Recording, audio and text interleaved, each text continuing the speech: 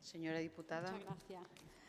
Muchas gracias, señora presidenta. Siento empezar discrepando con el Grupo Parlamentario de Ciudadanos, porque es verdad que hay comunidades autónomas que no tienen consejo consultivo, no es necesario, pero claro, cuando está previsto en el Estatuto de Autonomía, en el artículo 129, hay que regularlo, es un órgano de la comunidad autónoma, hay que establecerlo y lo podríamos eliminar no modificándolo la ley, sino modificando el Estatuto de Autonomía, que se podría hacer. Pero bueno, eso como apreciación así no sería constitucional, porque no sería estatutario, eliminar el consejo consultivo. Obviando eso, la primera apreciación que tengo que hacer es relativa no tanto a la proposición de ley, sino al criterio del Gobierno. Diría que después de leer la iniciativa legislativa que presenta el Grupo Parlamentario Popular y después de leer atentamente, muy atentamente, el criterio del Gobierno, lo primero que me causó fue extrañeza, pero luego fue rubor. No se entiende un criterio del Gobierno de esas características. Voy a tratar de explicar por qué. El criterio del Gobierno a una iniciativa como esta debe basarse en argumentos políticos. El Gobierno puede discrepar y puede hacerlo de la manera que estime oportuna. Sí, se basa en criterios políticos. Si lo hace en criterios jurídicos, pues todavía mejor, pero claro, en criterios jurídicos que sean de verdad, que estén fundamentados. Yo estoy convencida de que la Junta de Andalucía, y aprovecho y le agradezco al señor vicepresidente que esté aquí, porque creo que está al mando de los servicios jurídicos, me parece, seguro que tiene unos servicios jurídicos estupendos, aunque a veces no acudan a juicio y eso nos cueste alguna condena, como la del TSJA en el caso Nevada, 165 millones de euros, pero diciendo, estoy convencida de que existen, venía al pelo, de que existen. Claro, ese es el problema. Los servicios jurídicos no tienen mando y alguien ha tenido que decir algo al respecto de este informe, que tengo que decir que contiene, voy a ser fina, muchas imprecisiones jurídicas. Vamos a hablar de imprecisiones jurídicas que además yo creo que no es necesario, porque un órgano como la Junta de Andalucía, con la magnitud que tiene, la trayectoria, debería hacer unos criterios que se pudieran leer y que se pudieran estudiar, y no estos que contienen un montón de imprecisiones. Me llama la atención sobre todo porque después de ver pleno tras pleno cómo la presidenta de la Junta de Andalucía exige a un grupo parlamentario como el mío, que tiene 15 diputados y muy corta trayectoria, somos de corta creación, y pedirnos rigor, a mí me alucina ver la falta de rigor de informes como el que aquí se presentan. De verdad, me resulta llamativo y creo que no le hacemos un favor a nadie presentando informes de este tipo. Vaya por delante la posición favorable de mi grupo parlamentario, la toma en consideración, a pesar de que hay algunos elementos que no compartimos. Nos gustan básicamente dos elementos, en lo que respecta a la modificación en cuanto a la elección de los miembros. Algunas imprecisiones que contiene el informe que nos parece que no y que no compartimos. No es verdad que el Consejo Consultivo sea un órgano de la Administración autonómica. Y cuando uno se molesta en ver el Estatuto de Autonomía, título cuarto, Organización institucional de la Comunidad Autónoma, capítulo 1, Parlamento de Andalucía, 2, elaboración de normas, 3, presidente de la Junta, 4, Consejo de Gobierno, capítulo 5, de la relación entre el Parlamento y el Consejo de Gobierno, capítulo 6, otras instituciones de autogobierno, y ahí vienen el Defensor del Pueblo, el Consejo Consultivo, la Cámara de Cuentas, el Consejo Audiovisual y el Consejo Económico y Social. Y luego ya en el capítulo 7 aparece la Junta de Andalucía como administración. Es decir, no es cierto que el Consejo Consultivo esté incardinado en la Junta de Andalucía, que eso haga irremediable que sea la Junta la que nombra a los consejeros. Es un modelo posible, pero no es el único posible. Y que eso haga que el modelo que se propone de elección parlamentaria sea inviable. Podemos entender que no le guste, no tiene por qué ser mejor. Yo aquí, cuando tuvimos la comparecencia famosa que se alude, estuve diciendo que creo en la gran solvencia de muchos de los consejeros y consejeras que ahora mismo están nombrados. Es decir, el hecho de que los nombre el Gobierno, a nuestro juicio, no los hace peores ni mejore automáticamente el que lo hagan los grupos parlamentarios. Es una manera más plural y, en consecuencia, más democrática el llevar al órgano que representa a la ciudadanía de manera directa la elección de un consejo como este, sobre todo a partir de la modificación de 2005.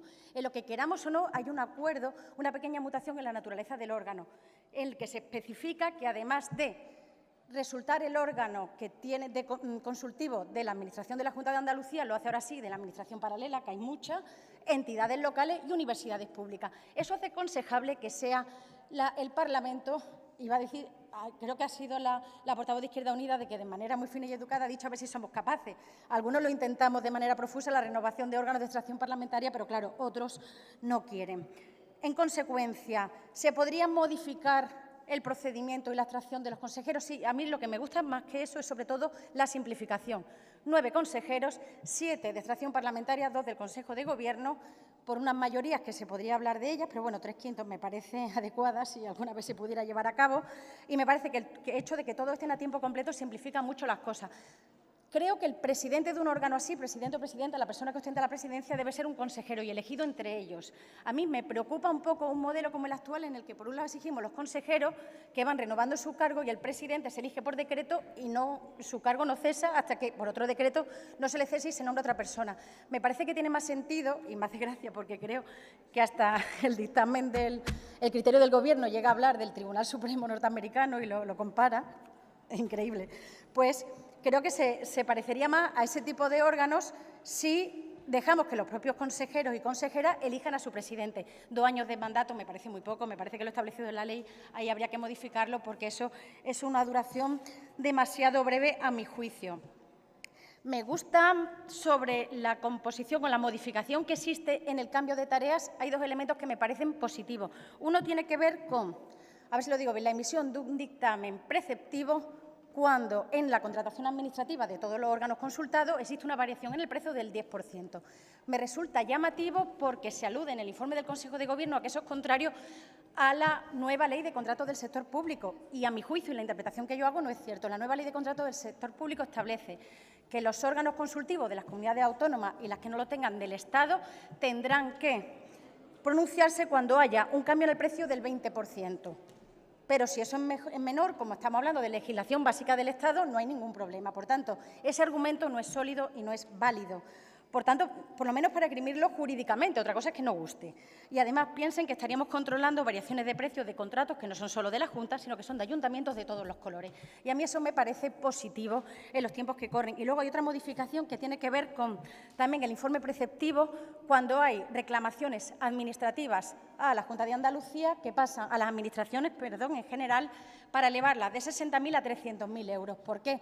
Porque existen muchas reclamaciones administrativas de esa cuantía que inundan de trabajo el Consejo, porque la Administración no está obligada a seguir el dictamen del Consejo Consultivo y la experiencia nos dice que no suele hacerlo y, en consecuencia, estamos sobrecargando al Consejo Consultivo de una tarea que al final acaba afectando al interesado, a la persona que ha demandado a la Administración porque sufre un retraso en su procedimiento. Me parece que elevar la cuantía de 60 a 300.000 o podríamos estudiar cuáles son las cuantías en las que la media de cuantías por las que se demanda a la Administración, no sé, pero en todo caso me parece acertado. Me resulta muy llamativo, y lo digo porque seguramente ahora el Grupo Socialista lo diga, la manera en la que presenta el criterio del Gobierno como son otros órganos consultivos. El único, voy a decirlo, el único Consejo Consultivo en el que se eligen sus miembros solo por el Gobierno es el andaluz. El único. Es verdad que el Consejo de Estado tiene el mismo modelo y lo copiamos de ahí, es cierto, pero el resto de órganos autonómicos no lo hacen. Únicamente Aragón lo elige el Gobierno con el visto bueno del Parlamento. Pero en Asturias, 3 el Gobierno y 2 el Parlamento. En Canarias, 4 el Parlamento y 3 el Gobierno. En Cantabria nunca ha existido y entonces hace el Consejo de Estado sus labores.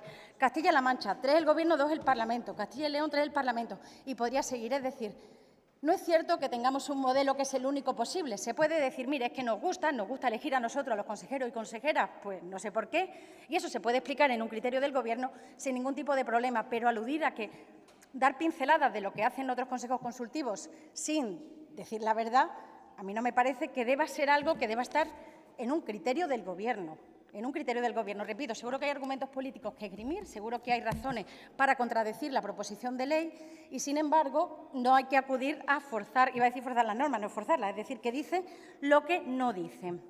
En consecuencia, nuestro voto a favor de esta proposición de ley porque nos parece que simplifica y mejora la composición del órgano. Nos gusta que el presidente sea elegido entre los consejeros, aunque, repetimos, el mandato de 2 años no lo vemos. Es algo que nos parece que habría que trabajar. Hay un problema, además, de entrada en vigor de la norma de los consejeros que ya hay. Habría que trabajarlo para no vulnerar derechos ni posiciones jurídicas de personas que ya existen y eso se podría también trabajar viendo cuándo, difiriendo la entrada en vigor de la norma.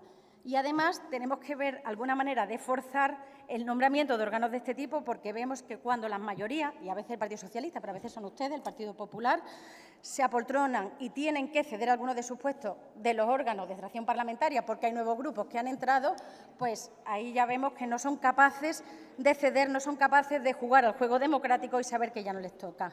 Muchas gracias. Gracias, señoría.